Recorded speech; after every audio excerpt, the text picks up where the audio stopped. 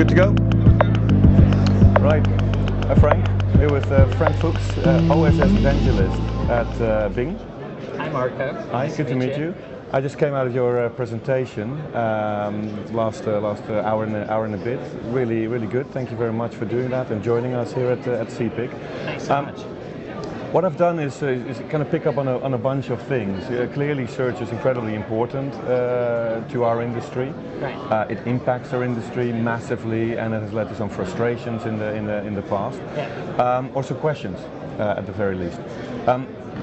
What I found interesting in your presentation was a new development, which you call fast versus slow search. We're all very familiar with the fast search. You type in something, you get loads of images or loads of other things. Can you explain us a little bit about that slow search concept? Sure. So what we found and what everybody experiences and what we see in focus groups when we, task users to do things like book a travel or do these kind of things, buy a pair of shoes or something, if they don't go to a destination site straight away and go through a search engine, what they will get is like a couple of billion search results in a couple of milliseconds. But then they have to do all the work. They have to then, add additional keywords and dig deeper into the topic and make price comparisons, and there's such a lot of work and time and effort that has to go into that. And as one example, we recently just launched Cortana, a digital assistant that kind of learns about you, things that you like and you don't like, and but it's completely open, so you can edit all the information that it learns about you. But with a system based on knowing things about you, you can narrow down the stuff that you bring back as search results in a much better way. It might take a little longer. It's not going to work in a couple of milliseconds because it has to, kind of consider you're a parent, you have a child, you want to have childcare at the hotel that you're booking, or you need something else because you have health issues, something like that. And if that system, you allow the system to learn that, it can use all that data to scrape away billions of these results that are just not relevant to you, and just come back with a handful of results that are very specifically tailored to you. You can edit them, but it's already very close to what you want to have. And our belief is that you much rather wait for, say, 2 to 5 minutes to get a search result like that than to have to do all the work later on, because at the end of the time it saves you search. It's called slow search, which is kind of it's misleading almost, because we think it's going to save you time and a lot of stress. Yeah, I think my scenario in this case, which is why it appeals as well, is looking for a holiday. It will take me 3 hours. At the end, I just decide not to go on holiday because it's too confusing. What I'm interested in, though, is within those, let's say, 3 results, I guess it's going to take some time to trust those results. Sure. As a consumer, right? Yeah. What do we know about can you explain a little bit on how those results are produced, apart from knowing stuff about you? How do I know they're not bought, for example? It's in production right now, so it's not even in beta. Sure. So I can't go into too much depth about how it does that, but going back to Cortana, I think it's a good showcase. Yeah. It learns, like, as we've seen, it learns things like your office location, and then learns that you ran out of milk, and you can say things to Cortana like, remind me to buy milk when I get home. And then you leave that location, and the GPS sensor basically tells Cortana, okay, he's leaving now. And then if you map that, for example, with local search data, and you cross a supermarket or you pass by a supermarket, it alerts you, and it can tell you, stop, get your milk, so you're not, kind of disappointed tomorrow morning when you have to eat your cereal dry or just with water. Yeah. And of course, you can. I would imagine you can, for privacy issues, you can turn things off and delete. It's as I said in the presentation. So Cortana works with really a text document that you can edit as you please. So whatever it learns about you, you allow it to learn. And if you don't, or if you want her to forget about it, you can just delete that information out of the thing, and then it doesn't know where you work. Okay. A bit of a long shot, but very relevant if there is an indication of where this is going. Could this be relevant for photography? I know you're still in development, so you probably haven't even touched on that yet, but clearly this is important for the crowd here. So can a machine learn about your photography searches and do something with that? Is that something you could foresee tentatively?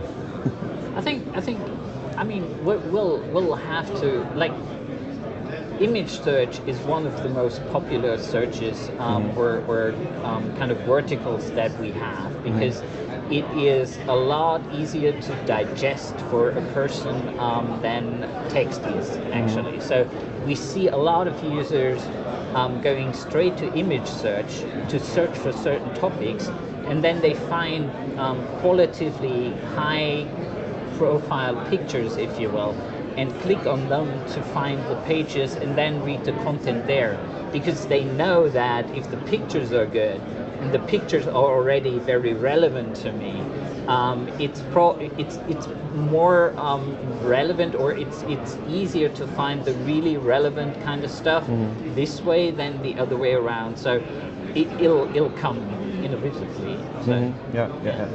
Another very important thing that I picked up on is the partnership that you mentioned. Rather than you mentioned scrape the internet for all kinds of snippets and present it, partner with businesses to ensure, I would assume, that it works for everybody. Can you expand on that a little bit and how that might apply to, for example, the picture industry? So, first of all, we do crawl the web. Right? So we do our part of crawling web pages, because you can't partner with every website that is out there, every blog. You can't approach them and then say, can we have you in our index, and then we can pay you if somebody clicks on you. But in a lot of areas, we just appreciate and have learned that the partners usually know so much more about the structure of their databases and the information and the content that they provide, that we, at the end, working together with them, with our engineering teams, provide a much better user experience at the end, that we would be able, if we just scrape that content from the web and then put it out there. And as I mentioned before, Microsoft as a whole wouldn't exist if it wasn't about, all the partnerships. Back in the 80s even, it was all about the partners building on our platform and building, extending on that. And without that ecosystem, Microsoft would have never grown all that big. And we just appreciate that and know that if you don't partner, if you just suck out everything out of a market, you kill that market. And that can't be our goal.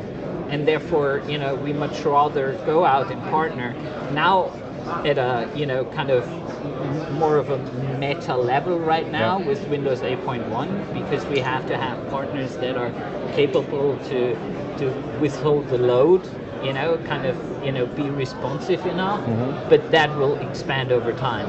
Okay. One thing that caught my ear, of course, is your coffee analogy about the internet. Maybe you can...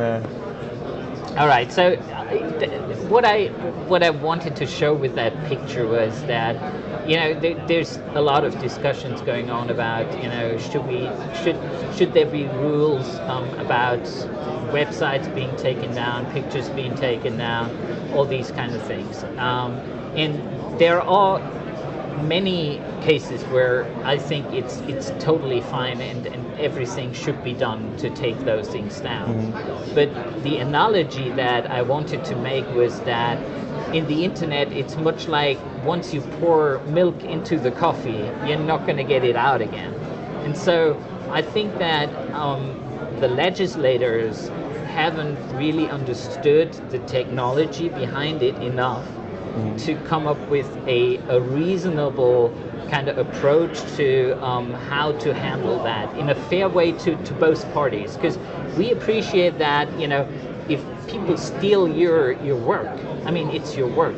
If it's pictures, it's your work, your creative work, your equipment that you have to pay, your setup, the model you have to pay, the makeup artist, all that money goes in that, and then somebody just takes that picture and puts it on another website and uses it for himself. That's not okay.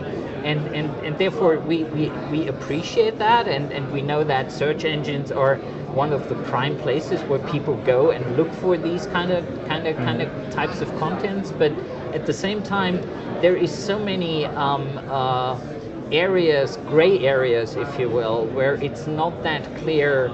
Do we have to really take down every web page when somebody sends us an email and says, I don't want to have that page listed there because somebody's writing something bad about me?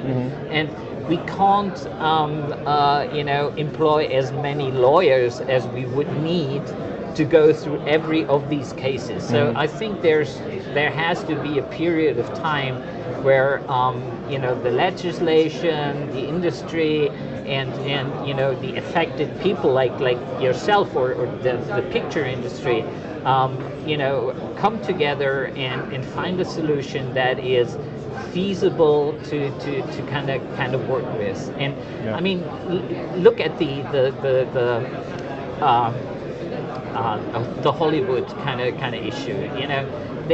They and there's a lot of money, a lot of lawyers behind that, and they aren't able to stop the movies being out on the same day that they are published in the movie theaters and everything. And so it's to me it's as I said, it's like once you pour that milk into the coffee, it's hard to get it out. So we have to work together to find a real good way to kind of work with these kind of with these tools and find tools that help you to get that content away, that you are the rightful owner, but we need to know you are the rightful owner and you don't want to have that content out there online. I think to kind of tie that together, I think the industry here is now aware that the coffee will always stay mixed with the milk, and that the takedown option is not a realistic one with all the websites out there. So that collaboration in the middle, where experience and metadata and information about the actual content is shared in collaboration with somebody like a company like yours, is the way forward. So it sounds like you see that the same way. No. I mean, we would be remiss to like, again, it's an ecosystem, and an ecosystem only works if the parts work together in a way that business has to be fun for both sides, right? Otherwise, it's just not worth it. And so, and we appreciate that, and we want to do whatever we can.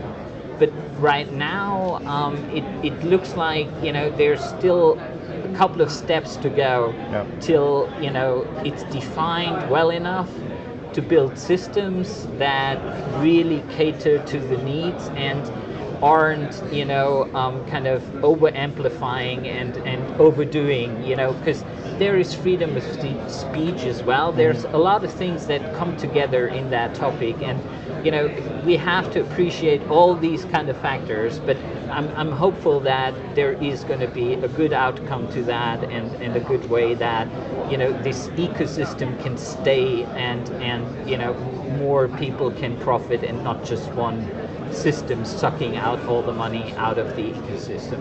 Okay. Well, thanks for presenting here today. It was a thoroughly enjoyable presentation earlier, and for talking to me and being here at Cepic. Thank you very much. Thanks for having me. Thank you. All right. Cheers, mate.